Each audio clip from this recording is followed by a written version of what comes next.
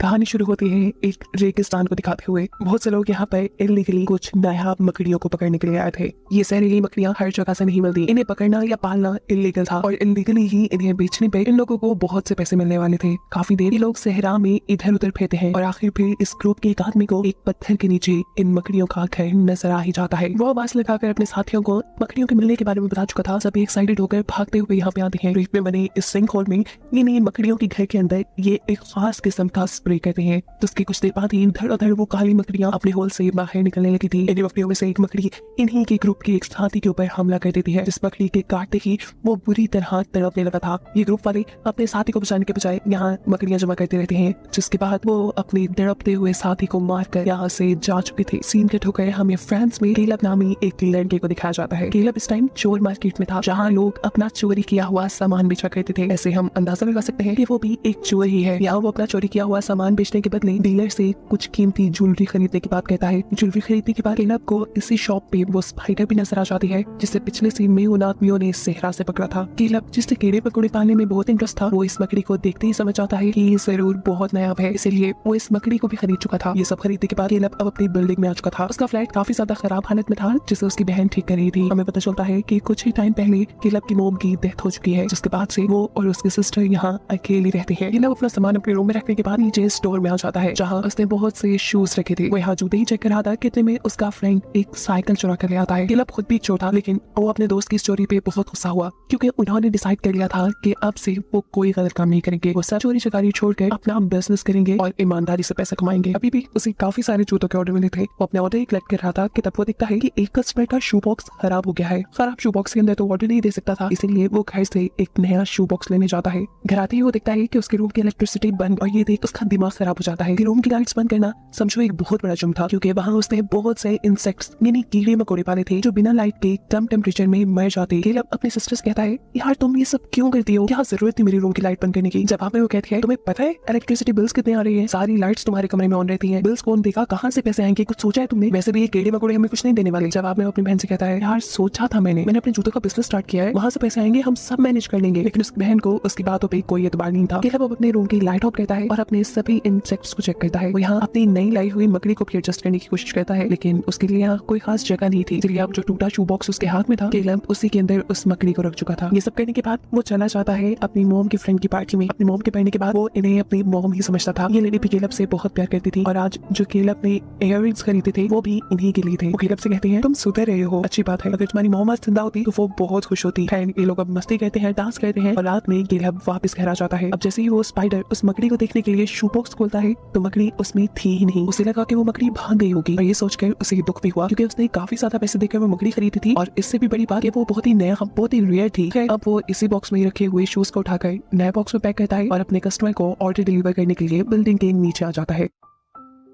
यह ऑर्डर उसी की बिल्डिंग में रहने वाले एक आदमी ने दिया था। केलब को ये जूते कस्टमर को देते हुए इस बिल्डिंग का ऑनर देख लेता है। वो हमेशा से ही केलब पे शक किया करता था कि जैसे वो इलीगल काम करता हो, इसलिए उसका ज्यादा टाइम केलब पर नजर रखते हुए गुजरता था। लड़का शूज लेकर अपने घर आ जाता है, और जैसे ही उन्हें ट्राई करने के लिए पहनता है, तो उसे शूज के अंदर कोई अजीबोगरीब चीज फील हुई। उसके अंदर बहुत बड़ी सी स्पाइडर थी। शुक्र था कि उस स्पाइडर ने उसे काटा नहीं। असल में केलब ने तो अपनी तरफ से स्पाइडर शू बॉक्स में रख दी थी, लेकिन वो स्पाइडर इस शूज के अंदर चली गई थी। जो शूज दूसरे बॉक्स में रखकर केलब इन्हें दे चुका था। ये आदमी अब जैसे ही शू को झाड़ता है, तो उसमें से एक के बाद एक बहुत सारी स्पाइडर्स निकलती है। यानी स्पाइडर ने शूज के अंदर अपने बच्चे भी दे दिए थे। ये सारी स्पाइडर्स इस आदमी को काट लेती हैं। इस आदमी का जिस्म अचानक से सुन्न हो जाता है। वो अपने आप को बचाने के लिए भी कुछ नहीं कर पाया था, और कुछ ही देर में उसकी मौत हो गई थी। घर पे अभी तक केलब बहुत ज्यादा परेशान था। केलब की सिस्टर और उसके फ्रेंड्स जो इसके को सेट कर रहे थे, जब वो उसकी परेशानी पूछते हैं, तो केलब यहाँ साफ साफ उन्हें बता देता है कि वो एक जहरीली स्पाइडर यहाँ लेकर आया था, जो गलती से उससे गुम हो गई है, और अगर वो स्पाइडर किसी को भी काट गई तो उसकी मौत हो सकती है। अभी ये लोग बातें कर रहे थे कि तभी ये नोटिस करते हैं कि जिस आदमी को केलब ने वो शूज बेचे हैं, उस आदमी के अपार्टमेंट के बाहर उसका डॉग जोर जोर से भौंक रहा है। ये चेक करने के लिए उसके घर जाकर दरवाजा नॉक करते हैं, लेकिन बार बार दरवाजा नॉक करने पर भी वो आदमी कोई रिस्पॉन्ड नहीं कर रहा था। शोर से आसपास के लोग भी इकट्ठे हो जाते हैं, और वो आदमी दरवाजा नहीं खोलता। ये लोग अब पुलिस को यहाँ बुला चुके थे। पुलिस जैसे ही दरवाजा खोल के अंदर जाती है, तो इन्हें उस आदमी की डेड बॉडी मिल रही थी। पुलिस जैसे ही दरवाजा खोल के अंदर जाती है, तो सामने उस आदमी की डेड बॉडी पड़ी थी, जिसे देखकर सभी घबरा चुके थे। इस बिल्डिंग का ओनर जिसने केलब को इस आदमी को शूज देते हुए देखा था, वो पुलिस से गुस्से में कहता है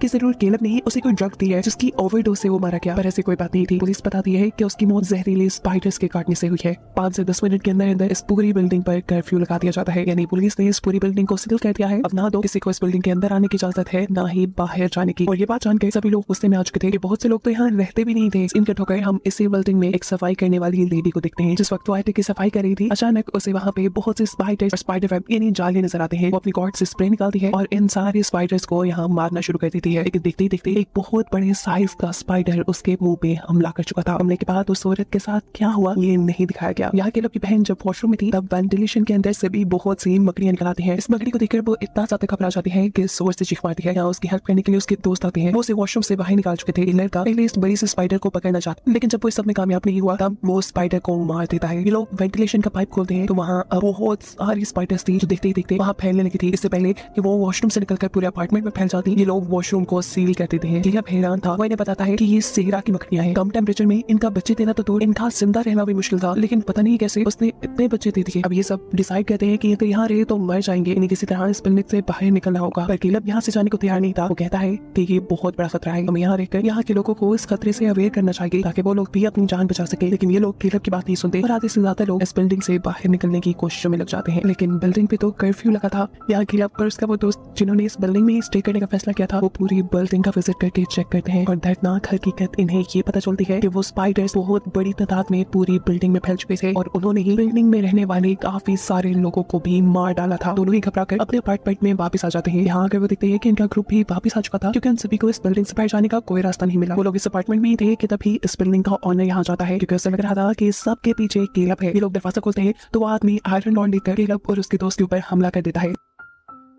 वो पुलिस को ये प्रूफ देना चाहता था कि सबके पीछे कैलब है, इसीलिए वो उनकी घर की तलाशी लेने वाला था। ऐसे में वो कैलब के रूम के साथ साथ वो वॉशरूम में खोल देता है जिसमें बहुत सी स्पाइडर्स थी। उन स्पाइडर्स को बाहर निकलता हुआ देखकर ये लोग अपनी जान बचाकर इस अपार्टमेंट से बाहर आकर इस अपार्टमेंट को लॉक कर देते हैं, क्योंकि वो भी अब खतरे से खाली नहीं रहा था। अपार्टमेंट के अंदर जो लड़का गया था, ये स्पाइडर्स अब उसे भी मार चुकी थी और उसकी मौत देखकर ये सभी बहुत ज्यादा घबराए हुए थे। यहाँ कैलब को याद आता है कि इस बिल्डिंग से बाहर निकलने का एक रास्ता पार्किंग लॉट भी है, लेकिन जब ये लोग पार्किंग लॉट की तरफ जाते हैं तो वहाँ पर भी बहुत बड़े बड़े स्पाइडर्स ने अपने जाले बनाए हुए थे। इन्हें अगर इस जगह से बाहर जाना था तो लाइट ऑन रखनी थी, लेकिन पार्किंग लॉट की लाइट के तो सेंसर्स थे, वहां से जो कोई भी गुजरता था तो लाइट सिर्फ 1 मिनट के लिए ऑन रहती थी। लाइट ऑन करके लोग बिना आग के तेजी से आगे बढ़ने की कोशिश करते हैं, लेकिन इस सब में कैलब की सिस्टर पीछे रह जाती है। इससे पहले कि स्पाइडर्स उसे काट लेती, उसके पास एक लाइटर था जो जलाकर वो यहाँ से आगे आने में कामयाब हो चुकी थी। बेसमेंट के दरवाजे तक पहुंचते पे इन्हें पता चलता है कि ये दरवाजा भी सील था। ये लोग बहुत खटखटाते हैं, लेकिन पुलिस उनके लिए ये दरवाजा नहीं खोलती। कुछ देर बाद वहाँ पे पुलिस के जरिए जहरीली गैस छोड़ी जाती है, जिसका मकसद था इस बिल्डिंग में मौजूद हर जिंदा चीज, चाहे वो इंसान है, मकड़ियां या कोई भी जिंदा चीज, उन सभी चीजों को मार देना। इस स्प्रे को देखते हुए कैलब अपने 2 साथियों के साथ जाकर एक कमरे में छुप जाता है, क्योंकि इनका चौथा साथी भी यहाँ मारा गया था। काफी टाइम ये लोग यहीं गुजारते हैं और फिर पुलिस की तरफ से ये दरवाजा खोला जाता है। पुलिस को लगा था कि अब यहाँ कोई भी जिंदा चीज नहीं बची होगी, लेकिन जैसे ही वो अंदर आकर कैलब और उसके साथियों को देखते हैं तो उन्हें अरेस्ट कर लिया जाता है। पुलिस वाले इन्हें जल्द ही मार देते। या पुलिस बिल्डिंग में से एक और आदमी को भी पकड़ कर लेकर आती है जो इस वक्त इन्फेक्टेड भी हो चुका था। कैलब यहाँ पुलिस वालों से लड़ने लग जाता है, या हमें बचाने के बजाय हमें मारने की कोशिश की जा रही है। ये कौन सा इंसाफ है? जिस पर पुलिस इंस्पेक्टर सबको बताते हैं कि ये मकड़ियां बहुत जहरीली हैं, इन्होंने जिन इंसानों को भी काटा है वो भी इन्फेक्टेड हो चुके हैं, और अगर ये इन्फेक्शन यहाँ से बाहर निकल गई तो पूरा का पूरा मुल्क इससे खतरे में पड़ जाएगा और हम ऐसा होने नहीं दे सकते। अब कुछ ही देर में कैलब उसकी सिस्टर और उसकी फ्रेंड को भी मार दिया जाता, लेकिन तभी वो आदमी जो यहाँ पे जख्मी था वो इन सबको बताता है कि इनके पिछले रूम में बहुत सी स्पाइडर्स अभी भी जिंदा है।